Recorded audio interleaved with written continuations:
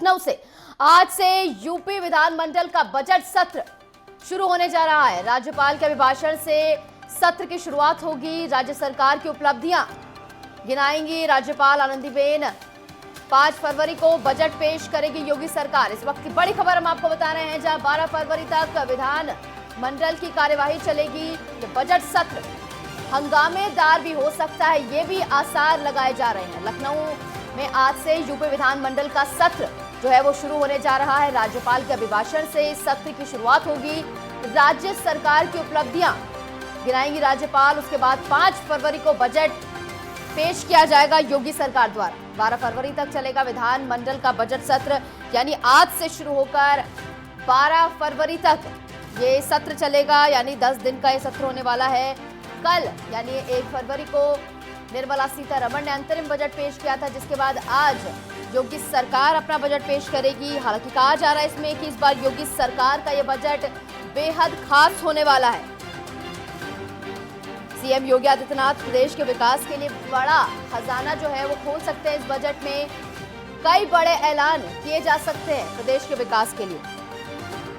और ये भी कहा जा रहा है कि इस बार का बजट किसानों, महिलाओं और युवाओं को ध्यान में रखते हुए पेश किया जाएगा।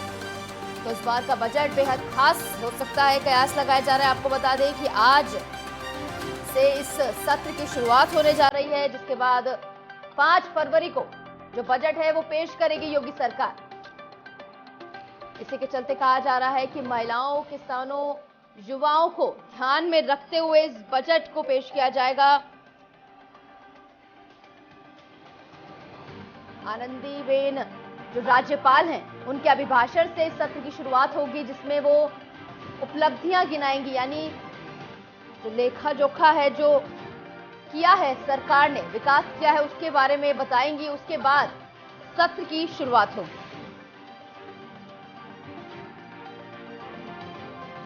उसके बाद कल यानी 3 फरवरी को सदन की बैठक आहूत होगी, जहां बैठक में भाजपा विधायक मानवेंद्र सिंह और सपा विधायक एसपी यादव के निधन पर शोक प्रस्ताव पारित कर कार्यवाही स्थगित कर दी जाएगी। और उसके बाद 5 फरवरी को बजट पेश किया जाएगा।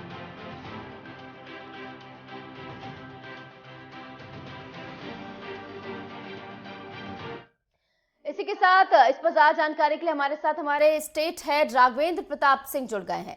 राघवेंद्र जी, जिस तरीके से बजट पेश किया जाना है, कहा जा रहा है कि युवाओं, महिलाओं और जो किसान हैं उनको ध्यान में रखते हुए इस बजट को डिजाइन किया गया है। जी निशु, आपने एकदम सही कहा कि उत्तर प्रदेश की योगी आदित्यनाथ जो बजट पेश करने जा रही है, उसमें युवाओं को, महिलाओं को, किसानों को अपने मुख्य एजेंडे में रखिए। और सरकार हमेशा, चाहे प्रदेशवासियों की सुरक्षा की बात कर लिया, महिला सुरक्षा की बात कर लिया, गन्ना किसानों के भुगतान की बात कर ली जाए, लॉ एंड ऑर्डर पे उनका बहुत ही ज़्यादा फोकस रहता है कि कानून का राज कायम रहे। और इन सारी चीज़ों को ध्यान में रखते हुए ये बजट पेश भी किया जाएगा।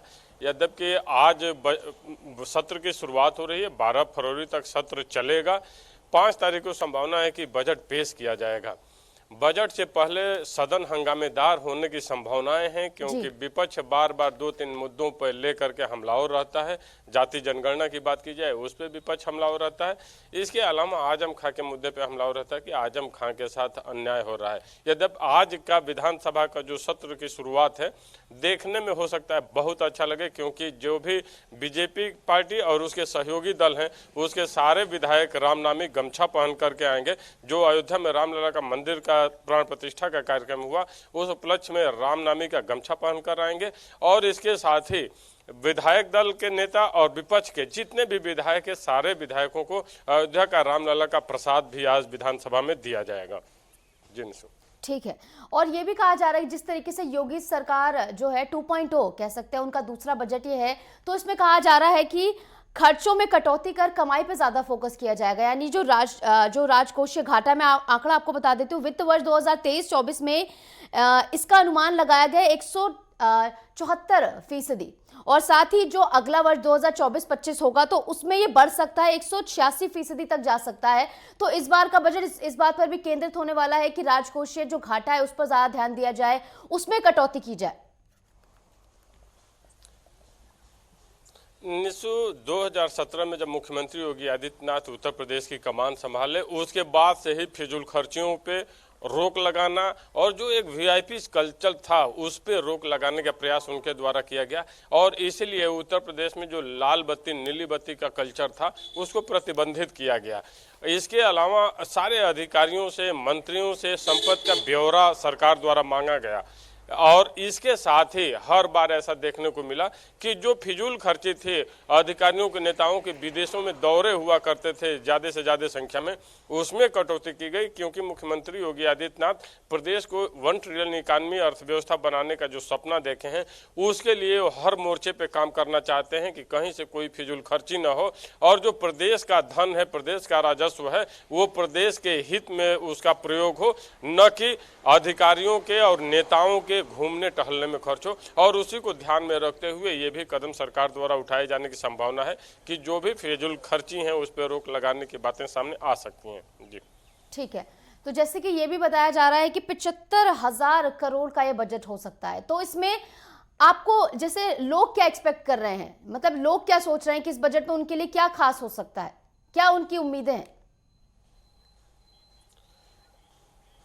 लोगों को उम्मीदें रहती हैं कि जो मूलभूत सुविधाएं हैं जैसे जीएसटी में कुछ छूट मिल जाए। जीएसटी में जब छूट मिलती है, अगर कहीं पे 12% जीएसटी है तो वो 11% हो जाए, 10% हो जाए, जहां पे 8% है 6% हो जाए, 7% हो जाए। क्योंकि जब सरकार जरा अपने जीएसटी में कटौती करती है तो आम नागरिकों को राहत मिलती है, उसे टैक्स से छुटकारा मिलता है। क्योंकि जब आम नागरिक कुछ भी खरीदारी करता है तो जो जीएसटी उसे भरना पड़ता है उसके वजह से कास्ट की बढ़ोतरी हो जाती है, तो जीएसटी में एक छूट मिल सकती है। इसके अलावा नौजवानों को और महिलाओं को कुछ विशेष रियायत मिल सकती है और गन्ना किसानों को कुछ रियायत मिलने की संभावना है। यद्यपि गन्ना भुगतान करने में ये सरकार अन्य सरकारों से बहुत मीलों आगे रही है और पूर्व की सरकारों का भी जो गन्ना मूल्य भुगतान बकाया रहता था उसको भी पूरा करने का काम योगी सरकार ने किया है। तो आम नागरिकों को जो मुख्य बातें हैं कि उसे वो चाहती है कि थोड़ा सा महंगाई से उसे राहत मिले। जो भी हमारे दिनचर्या की चीज़ें हैं, चाहे वो गैस सिलेंडर की हम बात कर लें या राशन की बात कर लें, साग सब्जियों की बात कर लें, जो महंगाई है उससे थोड़ी निजात मिले और जो नौजवान है, जो बेरोजगार है, वो अपने रोजगार की प्रतीक्षा में रहता है कि सरकार द्वारा कुछ ऐसी घोषणाएं हो जिससे रोजगार की संभावनाएं खुले और इसी को ध्यान में रखते जी। और एक बात, गृहिणियों को लेकर क्या कुछ खास हो सकता है, क्योंकि महिलाएं कहा जाता है कि बीजेपी की साइलेंट वोटर हैं, तो इनके लिए क्या कुछ खास हो सकता है इसमें? जी, बीजेपी के साइलेंट वोटर हैं और इसीलिए सरकार बार बार महिला सुरक्षा और महिलाओं को अधिकार देने की बात करती है। पूर्व समय में ऐसा होता था कि सरकार द्वारा जो योजनाएं आती थीं वो पुरुषों के नाम से मिलती थीं, लेकिन सरकार ने ऐसी व्यवस्थाएं की कि महिलाओं के नाम से फ्लैट मिलने लगे, मकान मिलने लगे। रजिस्ट्री कराने में भी छूट मिली कि अगर आप घर की महिला के नाम से रजिस्ट्री कराते हैं तो उसमें से 10,000 की छूट मिलने लगी। तो बार बार महिलाओं को भी केंद्र बिंदु में रखकर सरकार द्वारा इस तरह का कदम उठाया जाता रहा है और इस बजट में भी कुछ ऐसी संभावनाएं दिख रही हैं कि महिलाओं के लिए कुछ विशेष उपहार के रूप में मिले। ठीक है, जिस तरीके से कल अंतरिम बजट पेश किया गया तो उसमें देखा गया कि जो रेवड़ी कल्चर जिसे कहा जा रहा था कि चुनाव से पहले अगर ये बजट पेश किया जाएगा तो उसमें कुछ रेवड़ियां बांटने वाला काम किया जाएगा, कुछ बड़ा कर दिया जाएगा, लेकिन ऐसा नहीं हुआ। तो आपको क्या लग रहा है कि इस बजट में भी कुछ ऐसे लोक लुभावन चीजें हो सकती हैं? हालांकि काम तो होंगे ही, जो तमाम वर्ग है उनको तो संतुष्ट करने के लिए किया जाएगा। जी निशु, में कल भी एक बात दोहराया था कि मोदी सरकार अगर गरीबों के हित में राशन बांटती है, अगर फ्री वैक्सीनेशन करती है नागरिकों के लिए और आवास देती है, गैस सिलेंडर उज्ज्वला के तहत देती है और बिजली के कनेक्शन मुफ्त में देती है, तो दूसरी तरफ कड़वी दवाई की घूंट भी देती है और टैक्स पेयर से कहीं न कहीं पैसा वसूल करके देश हित में लगाती है, क्योंकि वो देश की सीमाओं को लेकर के उसे जो महत्वपूर्ण काम करने हैं उस पर भी उसका ध्यान रखता है। इसके अलावा इतनी बड़ी तादाद में जो जनसंख्या है भारत की, इस समय विश्व में हम नंबर 1 की जनसंख्या में है, उसको भी ध्यान में रखते हुए जिन योजनाओं का संचालन करना है तो मोदी सरकार दोनों में सामंजस्य बैठाकर चलती है और इसीलिए उसके बजट में रेवड़ी कल्चर नहीं दिखा और वो भी वही योजनाएं देखी जो देश हित में हैं और ऐसा ही उत्तर प्रदेश में भी देखने को मिलेगा, क्योंकि योगी आदित्यनाथ खुद भी इस बात को लेकर चलते हैं कि रेवड़ी कल्चर हम नहीं देंगे। हाँ, इतना जरूर है कि गरीब, जो प्रदेश में गरीब है, जो जरूरतमंद है, उसकी जो आवश्यकता है, सरकार को उसके लिए जो भी करना होगा करेंगे, लेकिन ऐसा नहीं है कि हम विलासिता की चीजों को हम मुफ्त में बांटेंगे और आप पैया। ठीक है, तो आज से इस सत्र की शुरुआत होने जा रही है। 5 फरवरी को यह बजट पेश किया जाएगा, 12 फरवरी तक ये सत्र चलने वाला है, यानी लगभग 10 दिन का ये सत्र होने वाला है। बहुत बहुत शुक्रिया राघवेंद्र जी हमारे साथ जुड़ने के लिए और तमाम जानकारी हमारे साथ साझा करने के लिए।